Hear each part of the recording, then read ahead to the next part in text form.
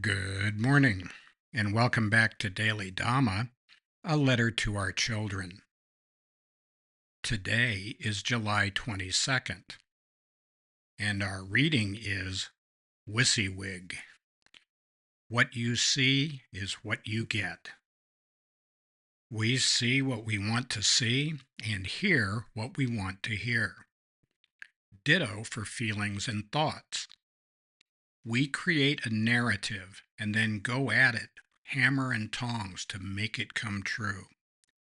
Whatever we pay attention to becomes the most important thing in our world at that moment. We string those moments together and shazam, we get exactly what we're looking for. Obsessions are an attempt to manipulate and control life. Acceptance is living life on life's terms. Gratitude is the antidote to self-pity. If what we see is what we get, we should try looking for good things instead of the crap we usually seek.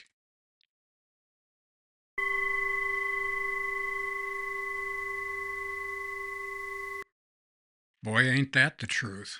Again, with the self-talk and the automatic negative thoughts and the I'm not good enough, we are not worthy, all that kind of stuff. Since we spend so much time living in our head, you'd think we'd furnish it better. Why don't we furnish it with happy thoughts? Why don't we furnish it with love and respect for the people around us, instead of with all of this negative junk that seems to be so common? And it's not always like that, but when we have problems, that's where the problems come from. It comes from that negative turn of mind that does not do us any favor, and it doesn't do any favors for anybody around us either. We do have a choice what we pay attention to. Our attention is like a grow light, and when we see hideous things and self-loathing and bad stuff all the time, that's what we see. That's all we can see out to the horizon. And when we turn our mind to the things that we are grateful for in our life, and for the loved ones and that we've been blessed with, and all of the many blessings in our life, lo and behold, things really look beautiful. And what has changed? Well, nothing on the outside, just on the inside. Our attitude of gratitude is really a gift from God.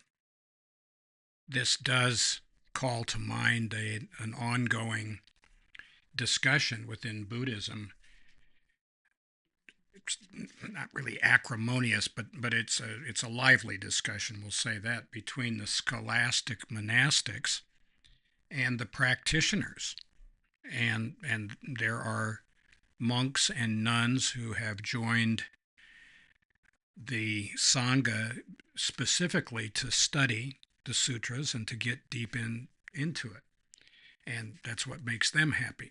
And it's not that they never practice meditation or do the other things that are called for, but that their primary focus is the word. And on the other side, you've got the practitioners. I've mentioned not above 1,000 times that the Thai forest tradition monks have a somewhat deserved reputation for being anti-academic, but it's not that. They're not opposed to learning. They're opposed to substitution of words in a book for practice in the heart. And so it's not that we never look at books or the sutras or even Hindu or other spiritual traditions, holy books. It's that our primary focus is on meditation, studying our own mind and making the changes we need to make there. We are going to lose our practice. When we do lose our practice, study's not going to help, because it's just craving and clinging and clamoring for more stuff.